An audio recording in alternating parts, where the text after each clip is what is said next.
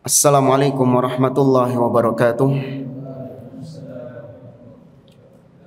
Innal hamdalillahi nahmaduhu wa nasta'inuhu wa nastaghfiruh wa na'udzu billahi ta'ala min shururi anfusina wa min sayyiati a'malina. Man yahdihillahu fala mudilla lahu wa man yudlil fala hadiyalah. Wa asyhadu an la ilaha illallah wahdahu la syarika lah wa asyhadu anna Muhammadan abduhu wa rasuluh. Ya ayyuhalladzina amanu taqullaha haqqa tuqatih wa la tamutunna illa wa antum muslimun. Ya ayyuhan nasu taqu rabbakumul ladzi khalaqakum min nafsin wahidah wa khalaqa minha zawjaha wa batha minhuma rijalan katsiran wa nisaa'a wattaqullaha alladzi tasaaluna bihi wal arham innallaha kana 'alaikum raqiba. Ya ayyuhalladzina amanu taqullaha wa qulu qawlan sadida yuslih lakum a'malakum wa yaghfir lakum dhunubakum wa may yuti'illaha wa rasulahu faqad faza fawzan 'azima. Amma ba'd. Fa inna asdaqal hadithi kitabullah wa khairal hadi hadi Muhammadin sallallahu alaihi wasallam wa syarrul umuri muhdatsatuha wa kullu muhdatsatin bid'ah wa kullu bid'atin dhalalah wa kullu dhalalatin finnar. Ma'asyiral muslimin, ikhwani fillah wa akhwati rahimani wa rahimakumullah. Alhamdulillah, segala puji bagi Allah Azza wa Jalla yang karena limpahan nikmatnya dan taufiknya kita dipertemukan di majlis yang mulia ini, di salah satu rumah-rumah Allah, di salah satu taman-taman surganya yang ada di dunia. Kita dipertemukan di sore hari yang berbahagia ini untuk kita duduk sejenak, kita mengkaji, mempelajari, mentadabburi firman Allah Subhanahu wa taala dan juga sabda Nabi sallallahu alaihi wasallam dan ucapan-ucapan emas dari para ulama ahli sunnah wal jamaah. Maka kita memohon kepada Allah agar Allah melimpahkan kepada kita ilmu yang bermanfaat dan amal soleh yang diterima olehnya. Innahu waliyyu dzalika wal qadiru alaihi. Tema pembahasan kita pada sore hari ini adalah kesalahan atau kekeliruan sebagian kaum muslimin tentang masalah tauhid. Judul ini kita ambil dari sebuah kitab atau risalah yang ditulis oleh salah seorang ulama ahlus sunnah wal jamaah, yaitu Syekh Ad-Doktor Abdul Aziz Ibn Rayis Ar-Rayis hafizahullahu ta'ala, seorang ulama ahlus sunnah di Riyadh sana. Beliau punya kitab yang berjudul Akhta'u Ba'dil Muslimina Fi Tauhidillahi Rabbil Alamin.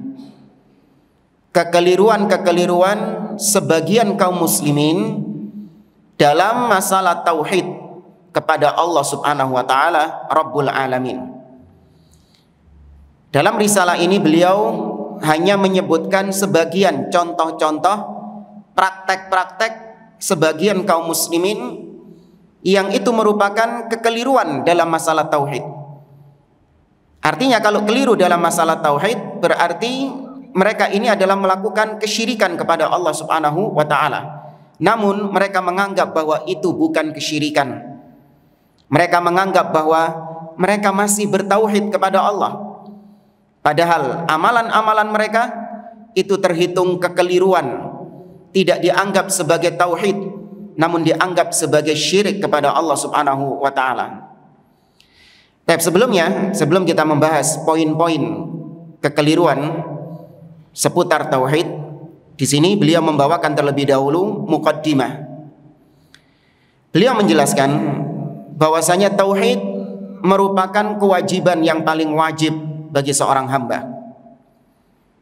Kewajiban yang paling wajib bagi seorang hamba adalah tauhid. Sebagaimana Allah Azza wa Jalla menjadikan perintah untuk bertauhid dijadikan oleh Allah sebagai perintah pertama kali yang ada di dalam mushaf Al-Quran. Jadi kalau Anda buka mushaf Al-Quran, halaman pertama itu surat apa? Al-Fatihah. Iya. Taib, di dalam surat Al-Fatihah, alhamdulillahirabbil alamin sampai habis waladhdallin. Apa antum menemukan Allah memerintahkan sesuatu di situ? Allah menyuruh sesuatu kepada hambanya di situ? Ada? Ada kalimat perintah di situ? Nggak ada. Allah nggak nyuruh apa-apa di situ. Sebaliknya, Allah juga tidak melarang apa-apa di situ. Lanjut ke halaman kedua, masuk surat Al-Baqarah, Alif Lam Mim dzalikal kitabu la raiba fihi, dan seterusnya. Di halaman kedua ini Anda juga tidak mendapati ada perintah dari Allah Azza wa Jalla, dan juga Anda tidak mendapati ada larangan dari Allah. Allah melarang sesuatu, nggak ada. Allah memerintahkan hambanya tentang sesuatu, juga tidak ada. Di halaman yang ketiga, masih surat Al-Baqarah, innal ladzina kafaru sawa'un 'alaihim a'andzartahum, dan seterusnya. Sampai bawah, Anda lagi-lagi tidak mendapati ada perintah dari Allah di situ. Demikian juga Anda tidak mendapati ada larangan. Allah melarang sesuatu di situ, enggak ada. Nah, baru di halaman yang keempat, tepatnya di ayat yang ke-21, Allah baru memerintahkan sesuatu kepada manusia di situ. Perintah apa? Salat, perintah puasa, perintah haji, perintah jihad? Tidak. Yang pertama kali Allah perintahkan adalah tauhid. Allah mengatakan dalam surah Al-Baqarah ayat 21, ya ayyuhan nas, wahai sekalian manusia, a'budu rabbakumul ladzi khalaqakum walladzina min qablikum la'allakum tattaqun. Wahai sekalian manusia, sembahlah Rabb kalian yang telah menciptakan kalian dan orang-orang sebelum kalian agar kalian bertakwa. Ini perintah pertama di dalam Al-Quran. Plus setelahnya ada larangan pertama kali di dalam Al-Quran. Larangan apa pertama kali dalam Al-Quran? Zina, larangan mencuri, larangan minum khamr, larangan riba? Tidak.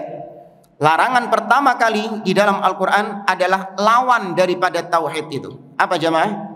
Syirik. Allah mengatakan, fala taj'alu lillahi andada wa antum ta'lamun. Maka jangan kalian menjadikan tandingan-tandingan, sekutu-sekutu bagi Allah, sedangkan kalian mengetahui, yaitu tidak ada tandingan bagi Allah Subhanahu wa ta'ala. Maka tauhid perintah pertama dan syirik adalah larangan pertama. Ini menunjukkan bahwa tauhid adalah awwalul wajibat, kewajiban yang paling wajib, aujabal wajibat, kewajiban yang paling wajib dan yang paling utama. Makanya dakwah salafiyah, dakwah ahlus sunnah wal jamaah itu senantiasa menitik beratkan, mengutamakan tentang permasalahan tauhid ini.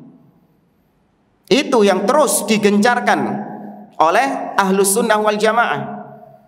Selain karena memang inilah kewajiban yang paling wajib, ahlus sunnah juga meniru model dakwahnya para nabi dan rasul. Di mana para nabi dan rasul, mereka semuanya memfokuskan dakwahnya tentang masalah tauhid. Allah berfirman dalam surah An-Nahl, wa laqad ba'atsna fi kulli ummatin rasula an ya'budullaha wajtanibut taghut. Sungguh kami telah mengutus pada setiap umat seorang rasul yang mereka menyeru kepada umatnya, sembahlah Allah dan jauhkanlah diri kalian dari taghut, semua yang disembah selain Allah. Lebih rinci lagi, Allah menyebutkan tentang dakwah para nabi dan rasul, sebagian nabi dan rasul. Dalam surat Al-A'raf, Allah sebutkan pertama tentang Nabi Nuh alaihi salam. Laqad arsalna Nuhan ila qaumihi faqala ya qaumi i'budullah ma lakum min ilahin ghairuh. Sungguh kami telah mengutus Nuh kepada kaumnya.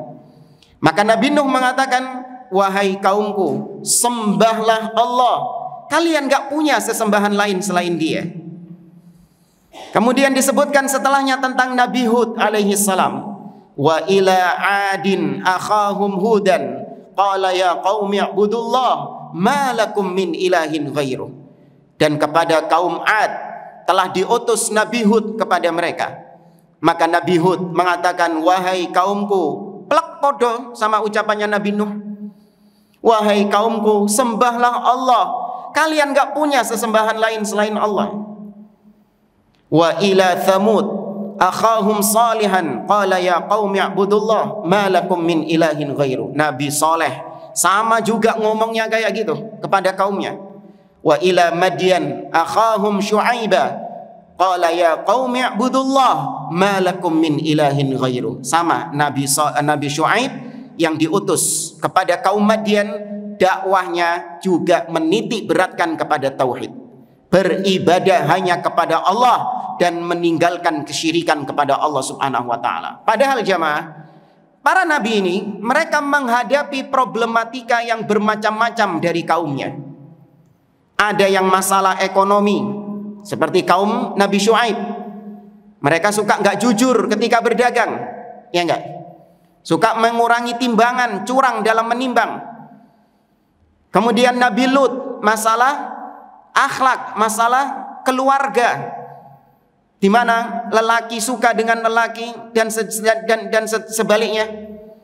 Nabi Hud yang diutus kepada kaum Ad, problemnya adalah masalah akhlak, di mana kaum Ad mereka menganggap bahwa merekalah kaum yang paling kuat, sehingga mereka sombong di atas muka bumi ini, merasa manusia yang paling kuat sebagai kaum yang paling kuat. Maka perhatikan, para nabi dan rasul meskipun problemnya berbeda-beda, namun dakwah mereka tetap satu. Dakwah mereka tetap fokus pada satu titik. Apa itu? At-tauhid. Maka nggak seperti kebanyakan sebagian dai-dai di zaman sekarang.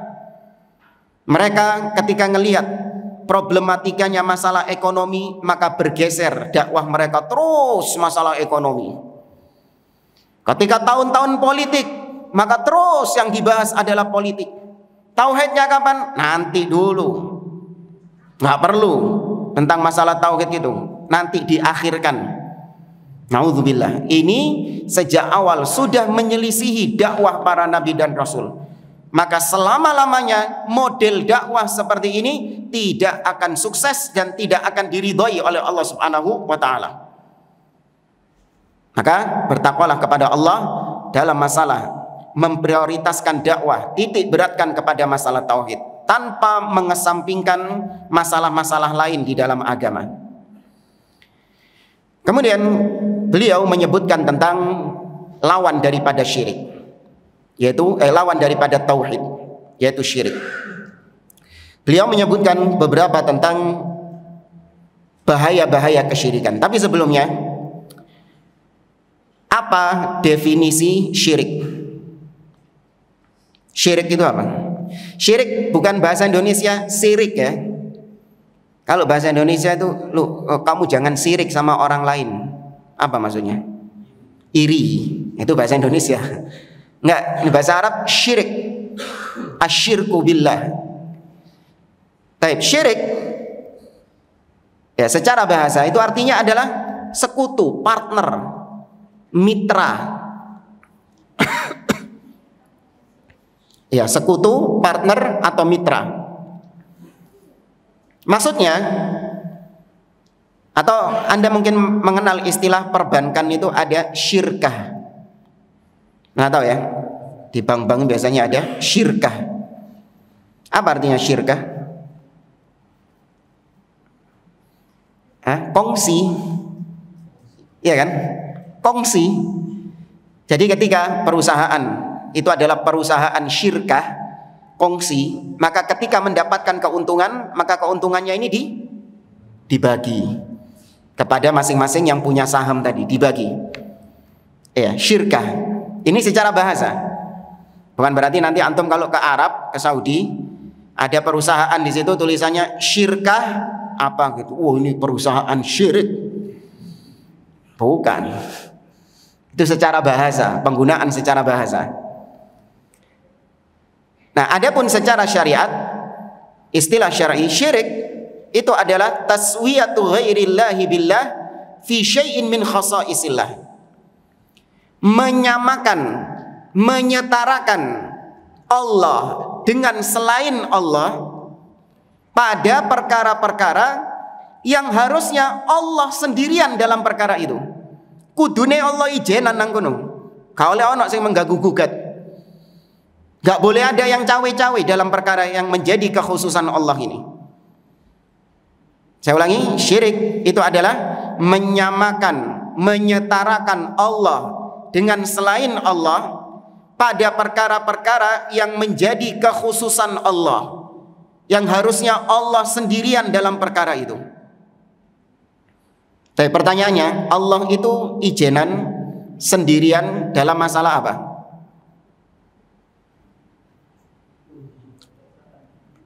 Apa tadi? Uluhiyah, rububiyah, al-asma' was sifat. Tiga hal inilah Allah kudu ijenan.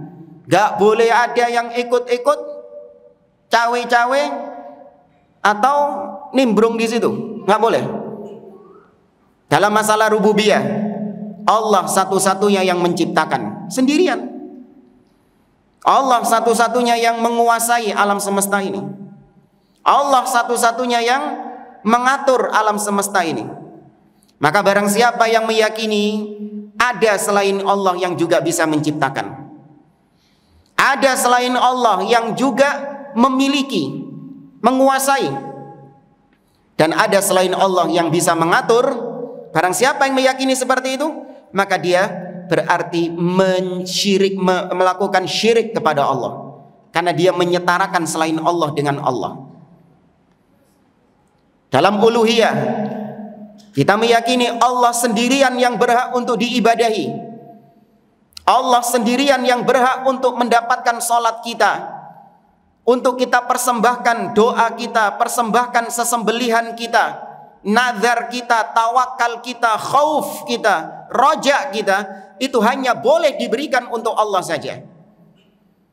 Gak boleh ada yang ikut-ikutan di sini. Hatta Nabi Muhammad SAW gak pantas atau gak berhak untuk ikut-ikutan dalam uluhiyah ini.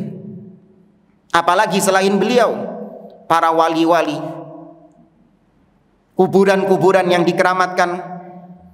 Maka barang siapa yang mempersembahkan ibadahnya kepada selain Allah sedikit saja, maka berarti dia jatuh dalam syirik, syirik uluhiyah.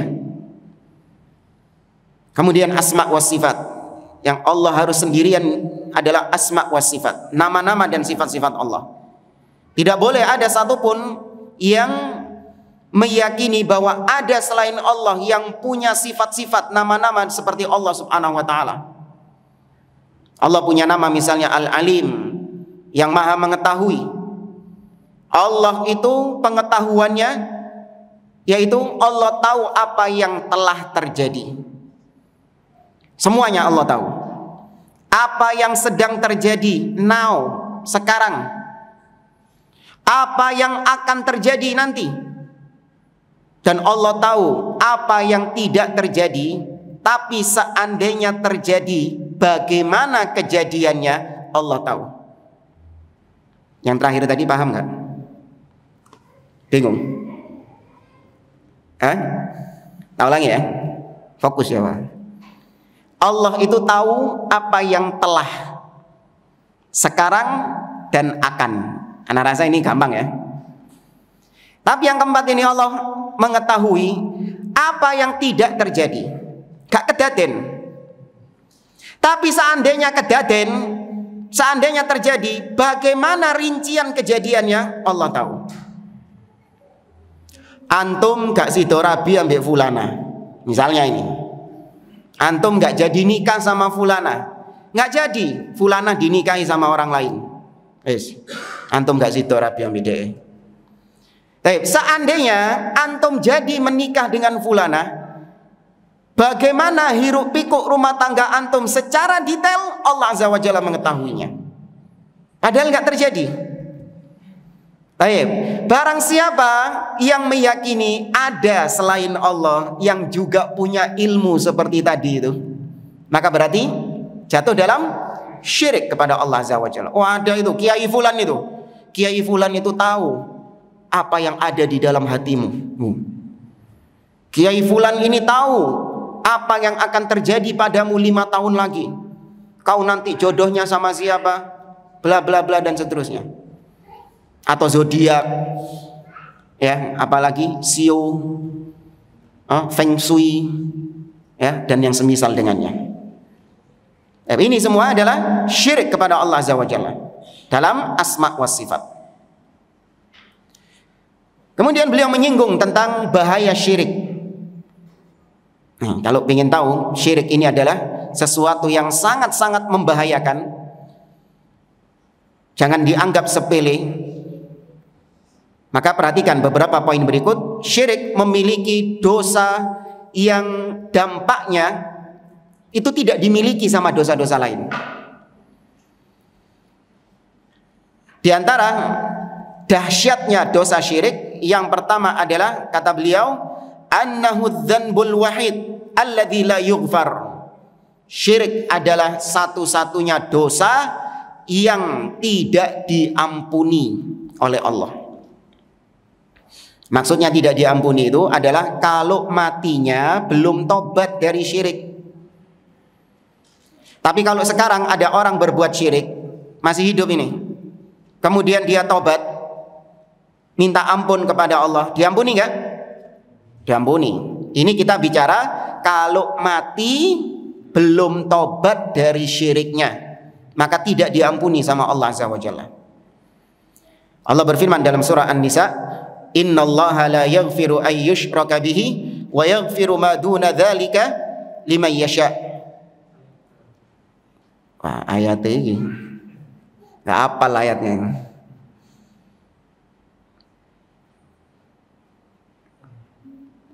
Pakai di ini ayatnya dah. Buka mushaf lagi tambah suwe jangan. Tapi antum simak saja, nanti kalau pingin ini ayatnya ulangi rekamannya nanti. Iya. Kayak berapa? 48. Ya. Ada 2 itu, 48 sama setelahnya. Ya, apa itu yang pertama? Satunya ayat berapa?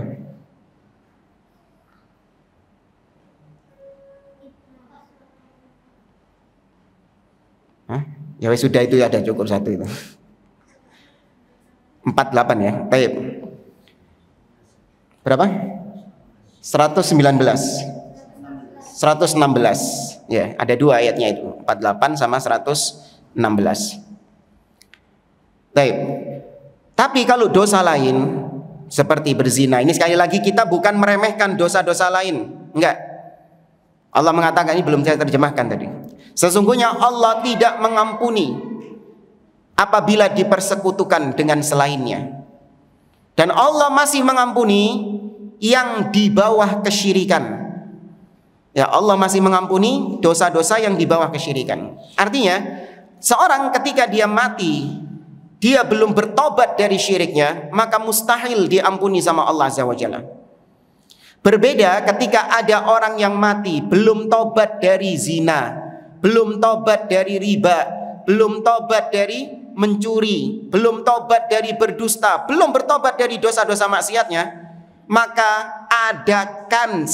Ingat, bukan saya katakan pasti diampuni, tidak. Masih ada peluang. Masih ada kans dia untuk diampuni sama Allah Subhanahu wa taala, liman yasha, apabila dikehendaki sama Allah. Masih mungkin, loh Ustaz, kan dia belum bertobat dari zina. Iya, meskipun dia masih belum tobat dari zinanya, selama dia masih ada tauhid, bukan pelaku kesyirikan, maka kita katakan dia masih mungkin diampuni sama Allah Azza wa Jalla. Tapi kalau sudah jatuh dalam kesyirikan, meskipun gak pernah berzina, meskipun gak pernah mencuri, gak pernah berdusta, akhlaknya baik, tapi syirik kepada Allah, la yaghfir. Innallaha la yaghfir. Allah tidak mengampuni orang seperti ini. Maka di sini menunjukkan bahwasanya syirik itu dosanya sangat besar ancamannya. Lebih dahsyat daripada zina, lebih dahsyat daripada mencuri. Ini tadi kita sampaikan bukan untuk meremehkan dosa-dosa tersebut, enggak. Seorang muslim dia harus meninggalkan semua perbuatan-perbuatan yang dilarang oleh Allah Azza wa Jalla. Mau syirik, bid'ah ataupun maksiat, tinggalkan semuanya. Tapi di sini kita bicara tentang komparasi. Ketika dikomparasikan mana yang lebih buruk, mana yang lebih dahsyat dosanya, syirik atau maksiat? Syirik kepada Allah Azza wa Jalla. Ya. Maka orang yang bertauhid itu dia ngelihat pelaku kesyirikan itu sebagai manusia yang terburuk. Ya, pandangannya orang yang bertauhid itu ketika ngelihat pelaku kesyirikan itu dia lihat sebagai manusia yang terburuk sudah. Berbeda dengan orang yang dia ini tidak ada tauhid di dalam dirinya, atau dia nggak punya ilmu tentang tauhid. Dia memandang memandang manusia terburuk itu adalah pelaku-pelaku maksiat. Pezina, pencuri, begal, itu sudah manusia yang paling buruk di atas muka bumi ini.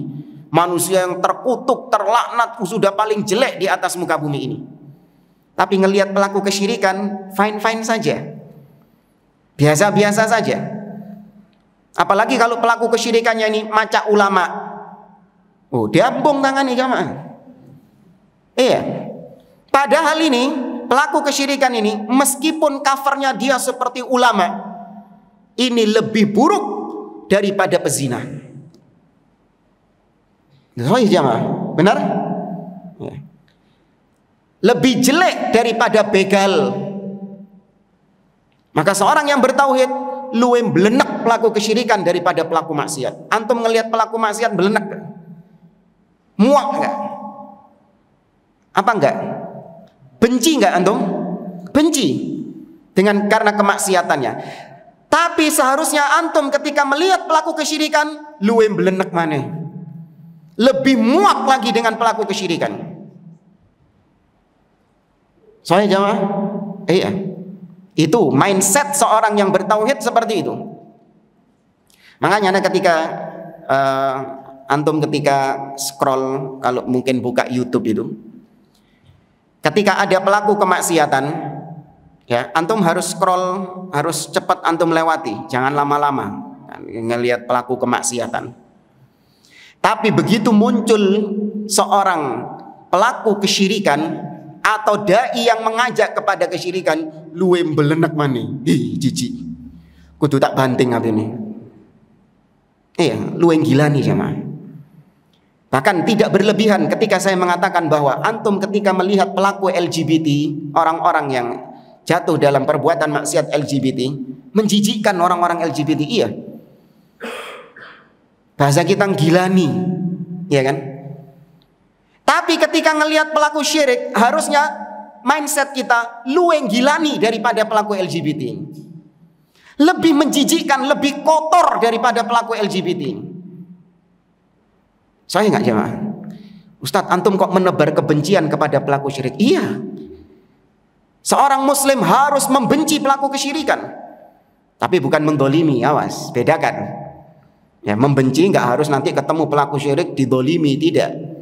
Ini dua hal yang berbeda. Tapi harus ada kebencian, harus ada barok. Bukan malah terus dijunjung tinggi karena dia ini macak ulama, karena dia ini pakaiannya pakaian ulama. Tapi kalau antum lihat dia ini orang yang paling getol mengajak manusia kepada syirik.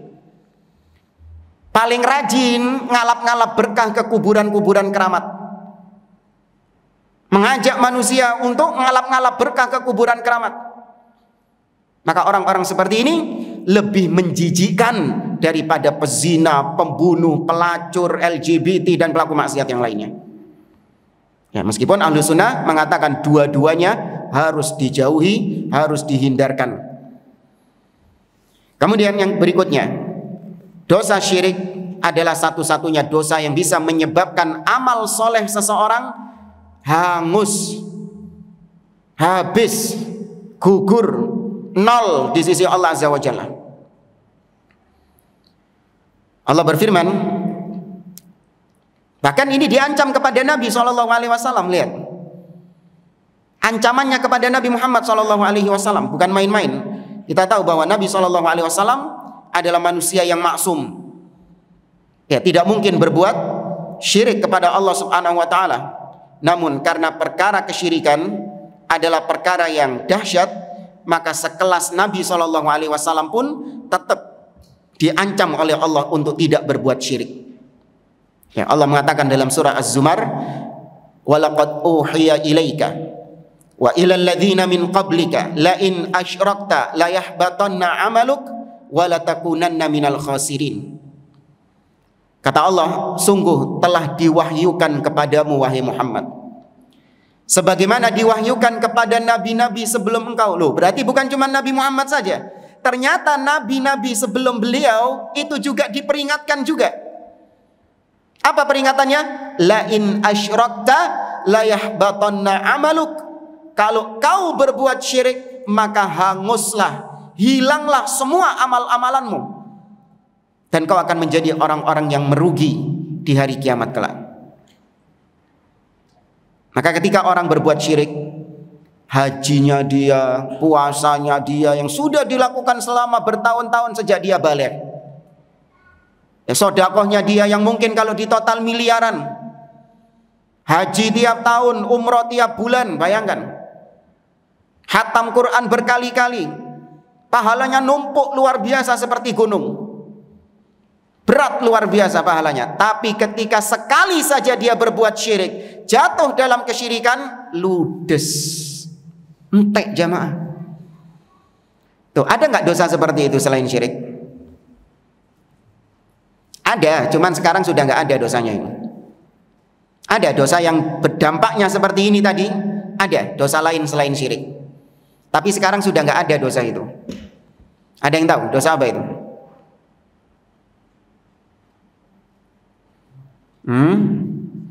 Apa? Mendengarkan?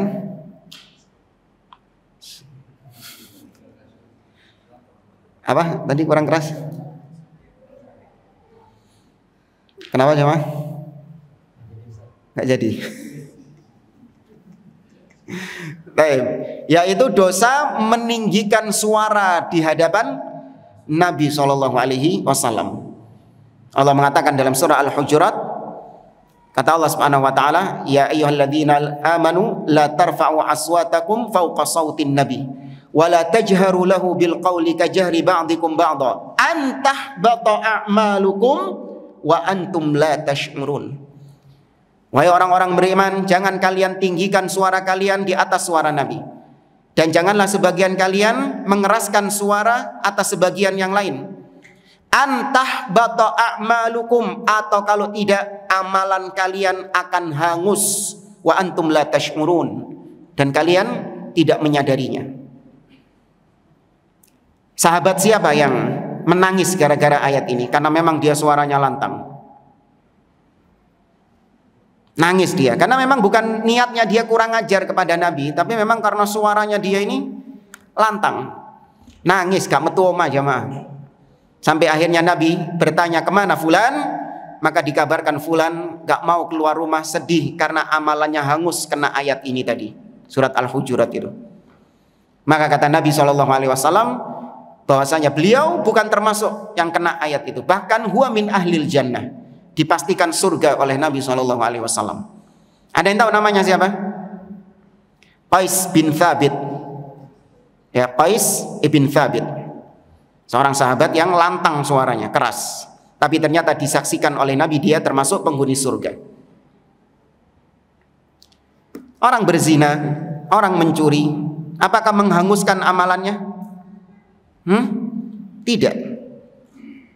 Ya, tapi syirik menghanguskan semua amalannya. Kemudian dosa syirik yang lain, bahwasanya pelaku kesyirikan diharamkan surga dan tempatnya di neraka kekal selama-lamanya.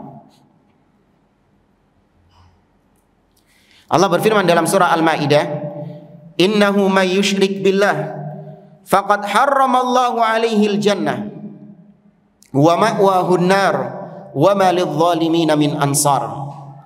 Sesungguhnya barang siapa yang berbuat syirik kepada Allah, maka Allah haramkan surga atasnya dan tempatnya di neraka.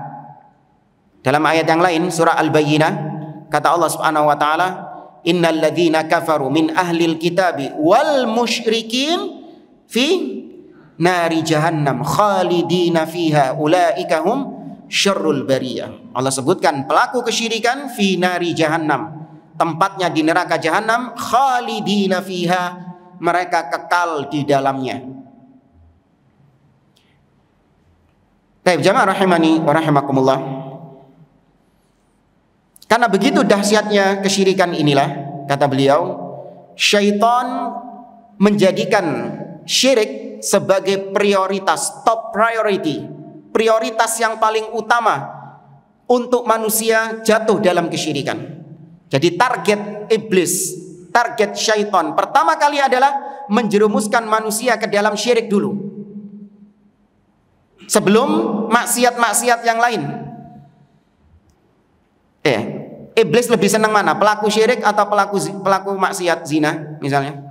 Syirik, lebih senang pelaku syirik.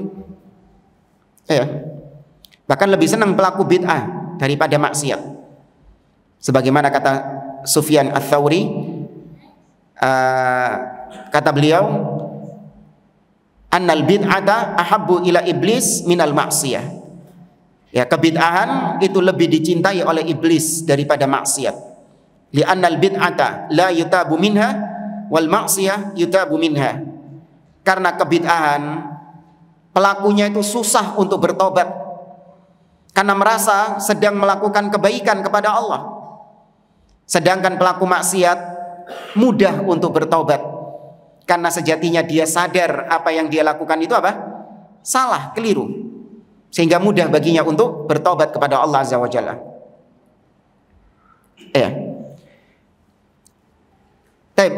Iblis dan bala tentaranya sangat ingin menjatuhkan manusia kepada kesyirikan.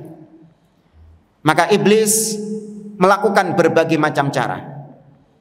Di antara caranya iblis adalah taghyirul asma, merubah-rubah nama.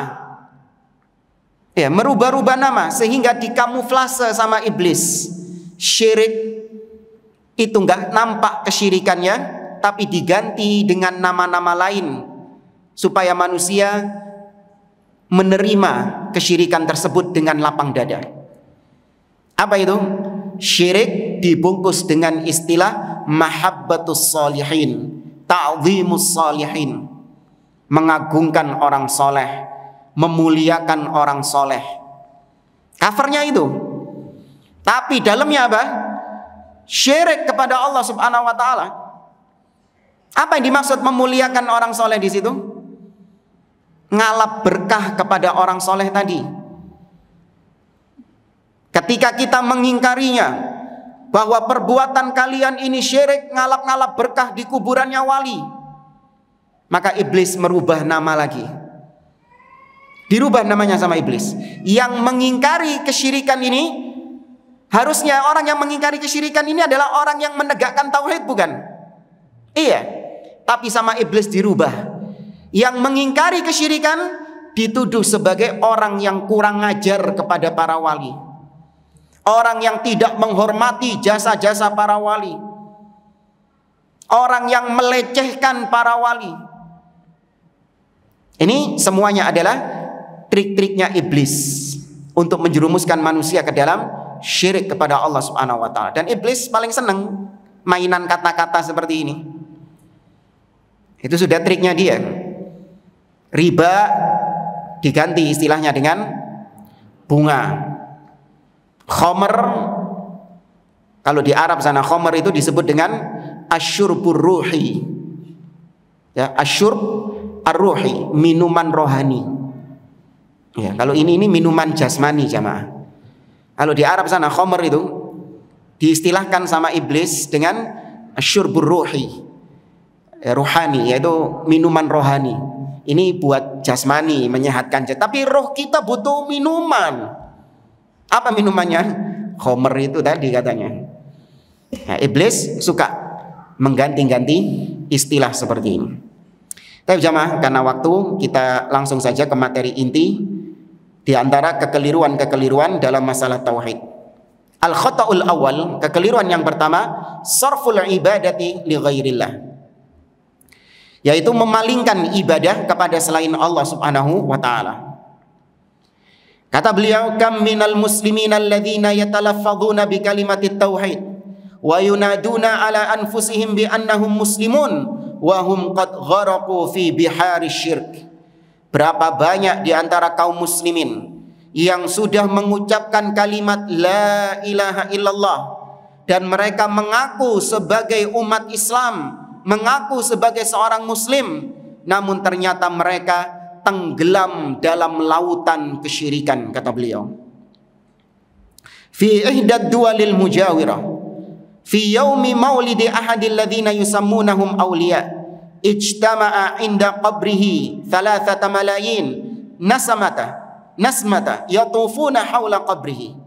Berapa banyak di antara kaum muslimin ketika memperingati acara-acara haul wali-wali mereka kumpul di kuburan wali-wali tersebut, ya, mereka berkumpul di kuburan-kuburan tersebut, wa yadhbahuna wa yanzaruna lahu, mereka menyembelih sesembelihan untuk sang wali, mereka bernazar kepada sang wali, wa yas'alunahu syifa, mereka meminta pertolongan, meminta syafaat kepada wali tersebut, wa ghufranadz dzunub, minta untuk diampuni dosa-dosanya, wa kashful kawakib, wa kashful kurab, dan minta kepada wali itu untuk dihilangkan segala musibah.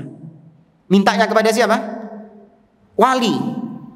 Padahal namanya doa itu ibadah, bukan?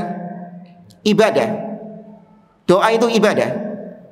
Allah Azza wa Jalla mengatakan, ud'uni astajib lakum innal ladzina yastakbiruna an ibadatihi. Sesungguhnya mintalah kepadaku, berdoalah kepadaku, akan aku kabulkan, kata Allah. Sesungguhnya orang-orang yang enggan beribadah kepadaku. Lihat, Allah sebut doa dengan ibadah. Maka barang siapa yang memberikan ibadahnya kepada selain Allah satu saja, maka dia jatuh dalam kesyirikan. Jangan dikatakan, Ustaz, kan dia ini sholatnya untuk Allah, puasanya untuk Allah, kalau haji juga dia hajinya untuk Allah, menyembelih untuk Allah, semua ibadahnya untuk Allah. Cuman satu tok, yaitu doa. Dia terkadang memang mintanya kepada wali. Masa kafir? Naam, kafir, murtad, keluar dari Islam, jatuh dalam kesyirikan. Jadi syirik lebih menakjubkan atau lebih istimewa lagi apa yang dianalogikan oleh Syekh Muhammad bin Abdul Wahab dalam kitabnya Al-Qawaidul Arba'. Beliau menganalogikan syirik itu seperti najis. Ya, syirik itu seperti najis. Tauhid itu seperti toharah, seperti kesucian. Antum sudah berwudu ini, selesai. Bahkan masih basah antum dengan air wudu itu. Kemudian mohon maaf, antum buang angin siti. Berapa ukurannya sih sedikit ini? Hah? Ya gak bisa diukur lah. Pokoknya sedikit saja. Pakaian ya. Apa yang terjadi sama kesucian antum? Hilang nggak? Hilang kesucian antum. Loh Ustaz, ini saya teles ini. Saya masih basah ini. Apakah saya mengulang wudhu lagi? Naam. Demikian juga syirik. Sedikit saja itu merusak apa? Tauhid. Ya, kesyirikan itu sedikit saja merusak tauhid. Dan saya punya analogi lagi supaya kelihatan syirik ini benar-benar bisa merusak segalanya. Air ini, air yang jernih, bersih. Apa jadinya kalau misalnya air ini kecipratan, mohon maaf, air kencing, bukan satu tetes ya, kebanyakan kalau satu tetes, 1/100 dari satu tetes. Di satu tetes itu dibagi 100, masuk ke sini. Air kencing. Mau minum antum jemaah?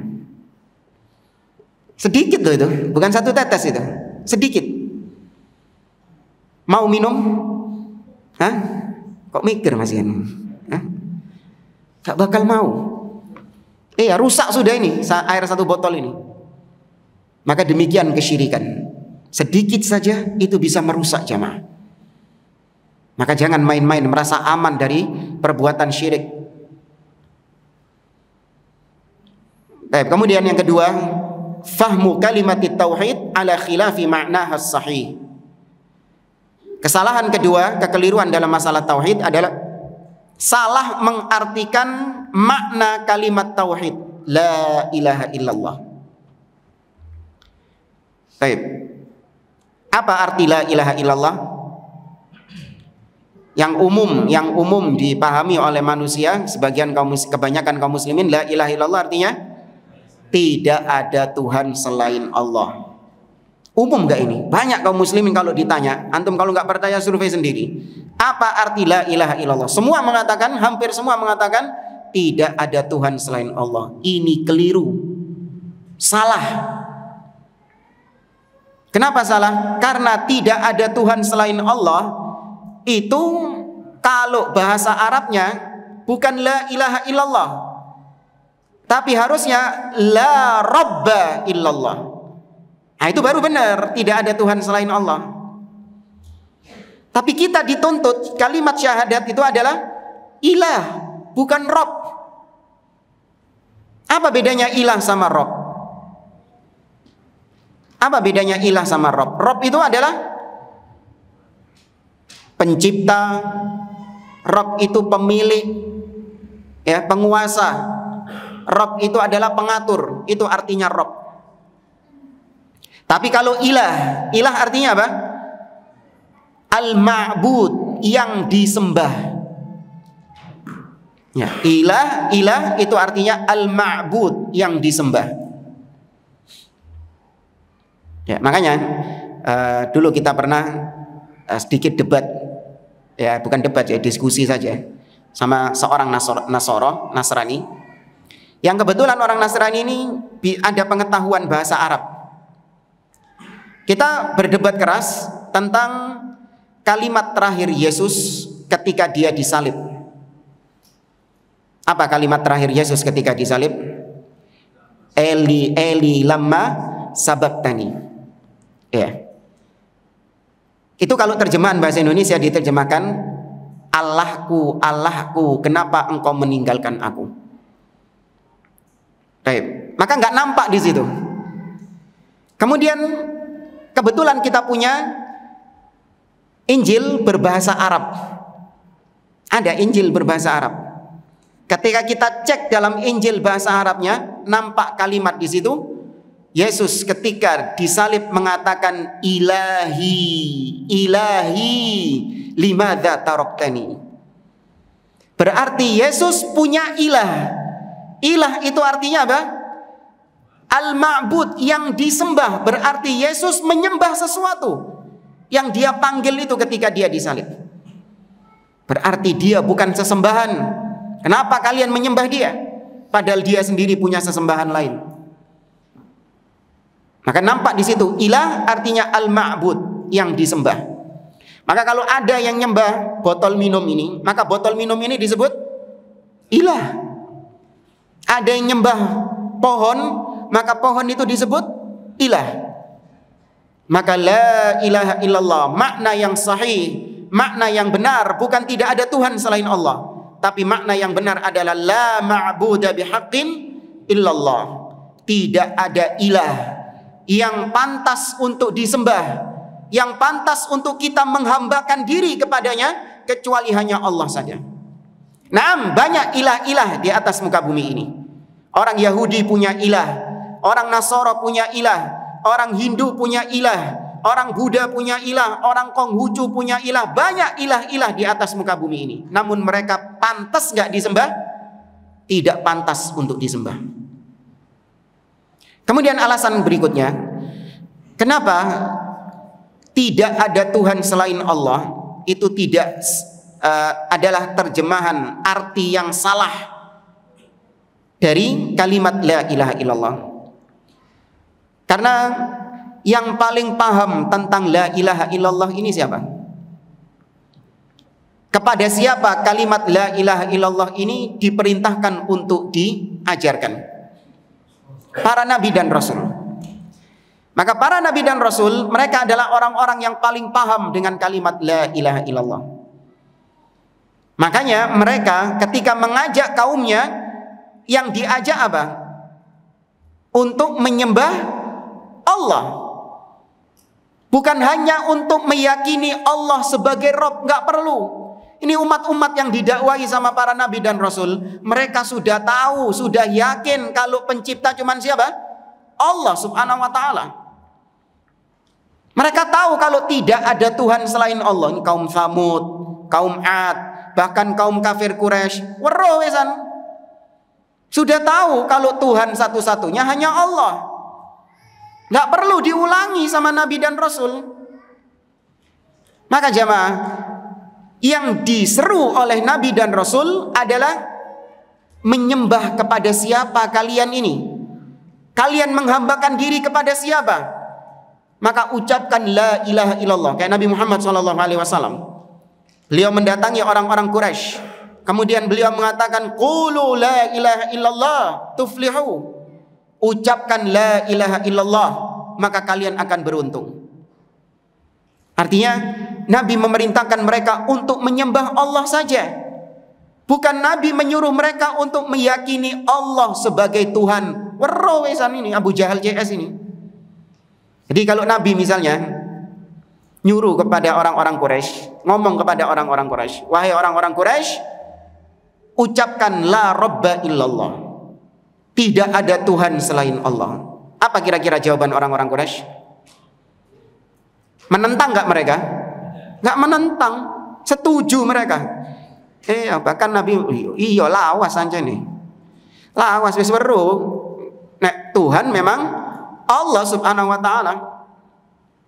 Abu Jahal meyakini gitu jamaah. Sebagaimana yang banyak Allah sebutkan dalam firman-Nya. Wala in sa'altahum man khalaqahum la yaqulunallah. Apabila kau bertanya kepada mereka wahai Muhammad, siapa yang menciptakan mereka? Pasti jawaban mereka siapa? Allah. Abu Jahal CS ini yakin mereka kalau pencipta itu cuman Allah, Tuhan itu cuman Allah.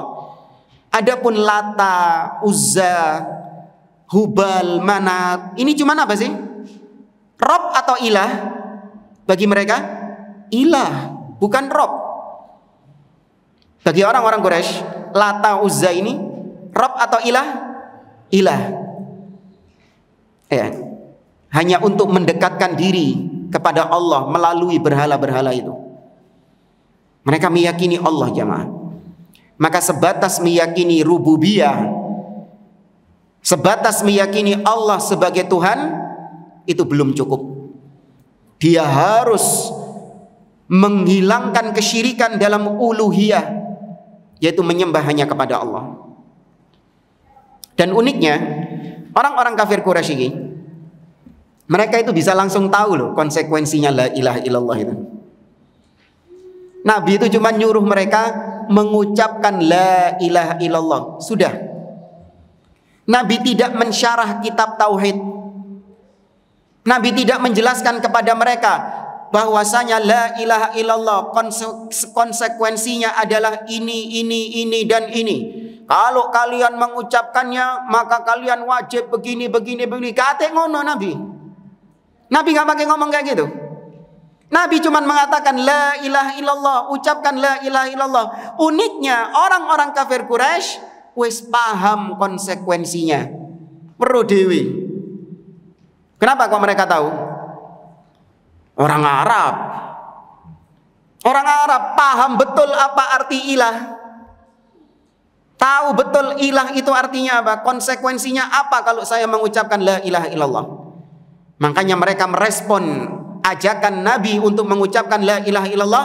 Mereka respon dengan mengatakan aja'alal alihata ilahan wahida inna hadza la syai'un ujab. Apakah Muhammad ini ingin menjadikan sesembahan yang banyak cuman dijadikan satu yang disembah? Berarti tahu mereka kalau ngomong la ilaha illallah, kewajibannya harus membuang, harus menyingkirkan semua yang disembah selain Allah Subhanahu wa taala. Harus menyingkirkan berhala-berhala tersebut. Tahu konsekuensinya itu. Namun anehnya, sebagian kaum muslimin di zaman sekarang, mereka mengucapkan la ilaha illallah tanpa paham konsekuensinya apa, sehingga mereka nggak mau membuang sesembahan lain selain Allah Subhanahu wa taala. Mengucapkan la ilaha illallah tapi masih rajin pergi ke kuburan keramat, minta-minta kepada wali-wali yang telah mati, masih pergi ke dukun, masih percaya khurafat, masih percaya ramalan dan seterusnya. Padahal mulutnya mengucapkan apa? La ilaha illallah. Itu semua karena mereka cuma memahami la ilaha illallah hanya tauhid rububiyah. La ilaha illallah itu hanya sebatas tidak ada Tuhan selain Allah. Itu keyakinannya sebagian orang gitu. Jadi sepanjang menurut mereka ya, sepanjang kami masih meyakini Allah sebagai Tuhan, maka kami orang yang bertauhid. Meskipun nyungsep di kuburan. Ya.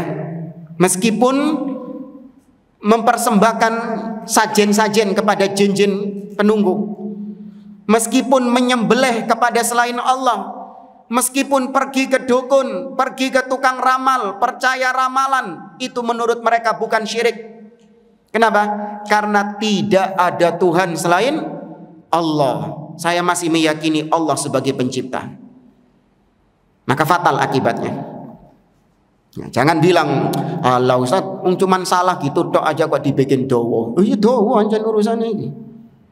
Bukan cuman salah terjemahan ini, tapi salah aplikasi. Salah mengaplikasikan kalimat tauhid tersebut, akhirnya jatuh dalam syirik kepada Allah Azza wa Jalla.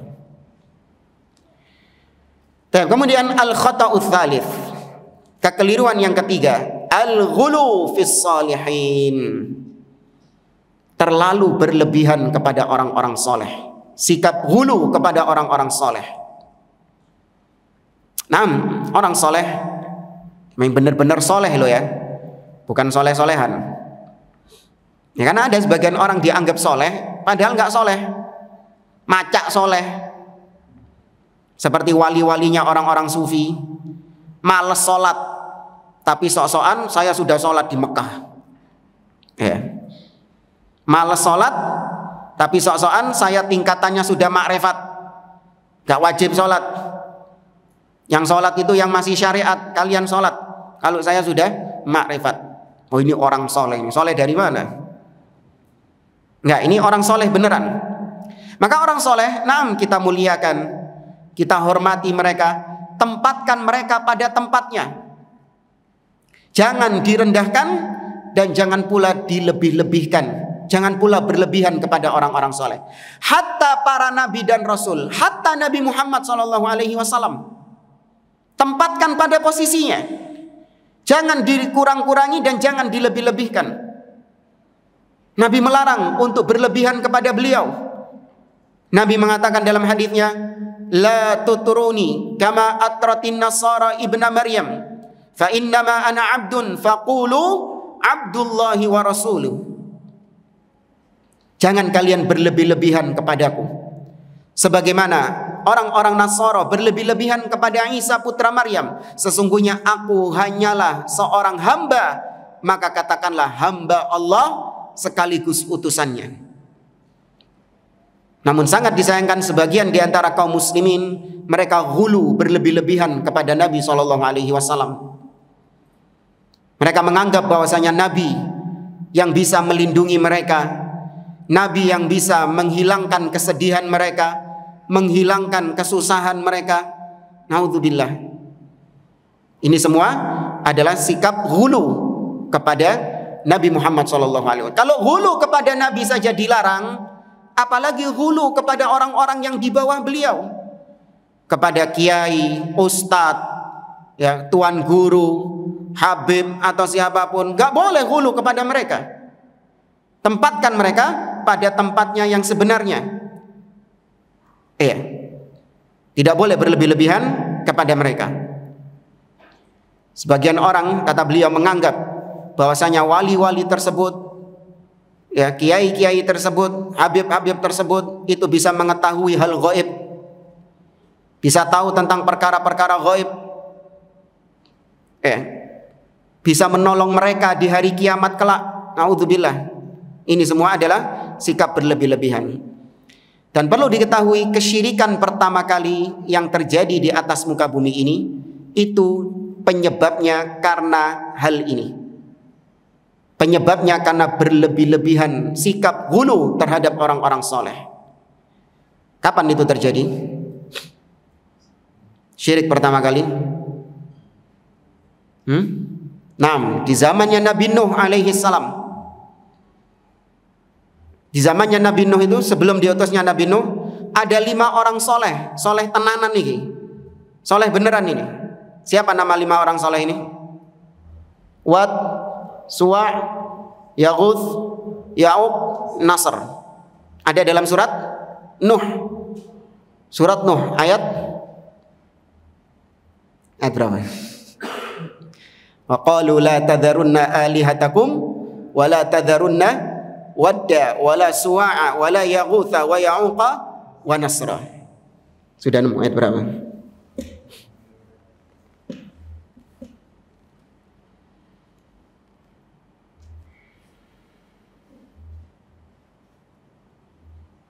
Nanti dibaca sendiri, surat Nuh pendek kok. 23 ya. Surat Nuh pendek kok, nanti baca sendiri. Tapi mereka mengatakan, la tadharunna alihatakum. Jangan sekali-kali kalian meninggalkan sesembahan-sesembahan kalian. Jangan kalian sesekali meninggalkan Wad, Suwa', Yaghuth, Ya'uq, Nasr. Abdullah bin Abbas menafsirkan, siapa 5 orang ini? Haula'i asma'i rijalin salihin min qaumi Nuh. Mereka adalah nama 5 orang soleh di zamannya Nabi Nuh alaihi salam. Wali 5. Ya, wali 5. Wali tenanan ini, memang soleh dia, mereka ini. Falamma halaku auha syaitanu ila qaumihim aninsibu ila majalisihim alladzina yajlisuna fiha ansaba falam tu'bad. Ini sabarnya syaitan, sabarnya iblis ya ma. Jadi iblis, ketika 5 orang soleh ini meninggal, iblis datang kepada kaumnya, membisikkan kepada kaumnya untuk terus mengenang 5 orang soleh ini. Iya, terus mengenang. Kalian ini sering-seringlah mengenang 5 orang soleh ini. Akhirnya mereka membuat peringatan-peringatan. Kemudian mereka duduk di kuburan-kuburannya untuk mengenang. Falam tubat, iblis tidak memerintahkan mereka untuk nyembah 5 orang soleh ini. Enggak. Sabar iblis. Ya. Nah, ketika generasi ini meninggal, datang anak cucunya, generasi setelahnya. Barulah iblis ketika itu membisikkan kepada mereka, dulu bapak-bapak kalian, nenek-nenek moyang kalian, ketika ditimpa musibah, mereka datangnya ke wali 5 ini. Ketika mereka punya hajat, mereka mintanya kepada wali 5 ini. Fa'ubidat, maka sejak saat itu 5 orang ini disembah oleh mereka. Iblis sabar ngenteni 1 generasi. Dan antum tahu 1 generasinya Nabi Nuh ini berapa tahun? Panjang. Nabi Nuh dakwahnya berapa tahun? 950 tahun. Iya. Walaqad arsalna Nuhan ila qaumihi falabitha fihim alfasanatin illa khamsina ama. Nabi Nuh berdakwah kepada mereka 1000 tahun kurang 50 tahun.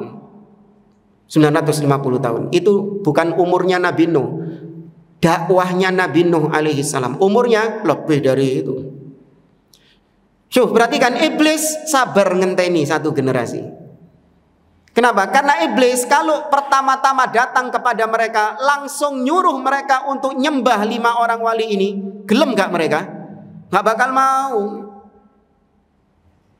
Maka iblis mengkamuflase dulu dengan atas nama mahabbatus salihin, ta'zimus salihin, cinta kepada orang soleh, mengagungkan orang-orang soleh. sampai mereka pada titik berlebihan dalam mengagungkan orang soleh tersebut, barulah iblis memberikan syubhat kepada mereka untuk minta-minta ngalap-ngalap berkah kepada 5 orang soleh itu. Maka kalau iblis saja sabar dalam menyesatkan manusia, kenapa kita nggak sabar dalam memberikan hidayah kepada manusia? Ya. Tapi jamaah rahimani wa rahimakumullah, sebenarnya masih banyak kekeliruan-kekeliruan yang lain, atau kita sebutkan saja poin-poinnya tapi nggak kita jelaskan karena waktunya sudah mepet.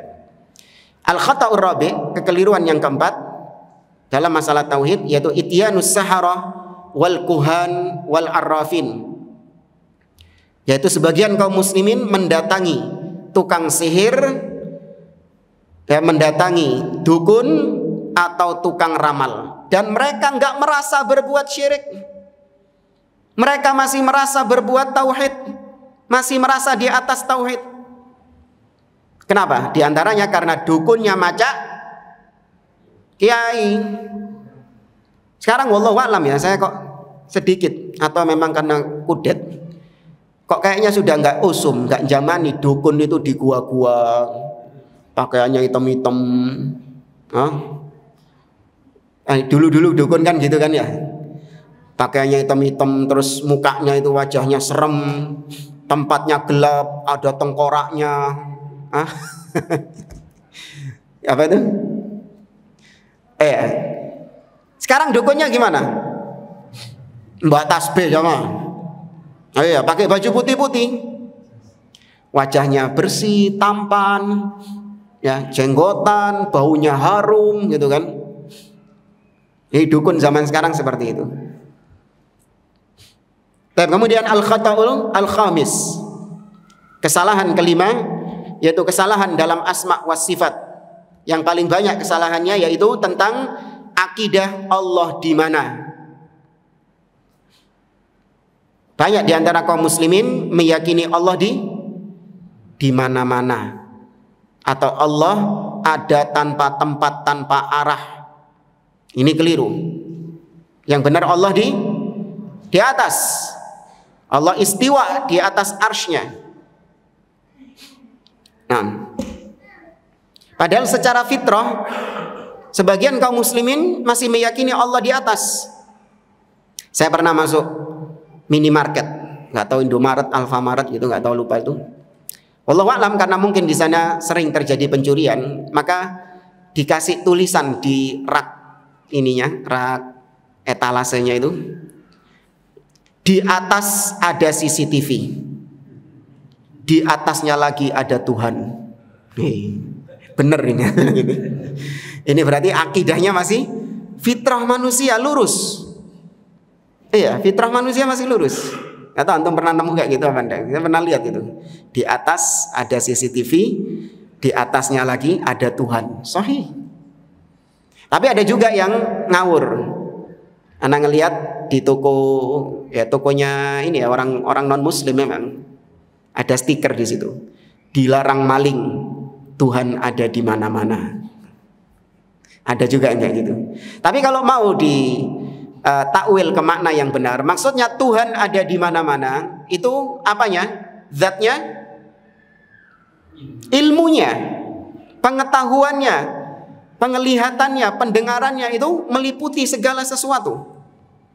Tapi zatnya di mana? Di atas arsy-Nya.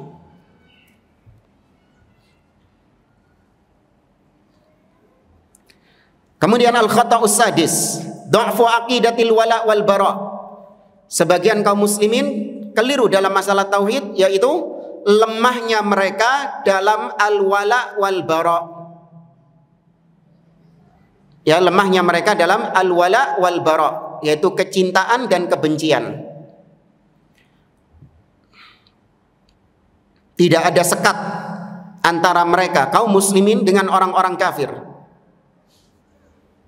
sehingga terjadi pertularan, ya, tertular akidahnya orang-orang kafir, kebiasaannya orang-orang kafir, tasyabuh kepada orang-orang kafir, sampai akhirnya menjadikan mereka murtad, keluar dari Islam, karena tidak ada barok, berlepas diri dari orang-orang kafir.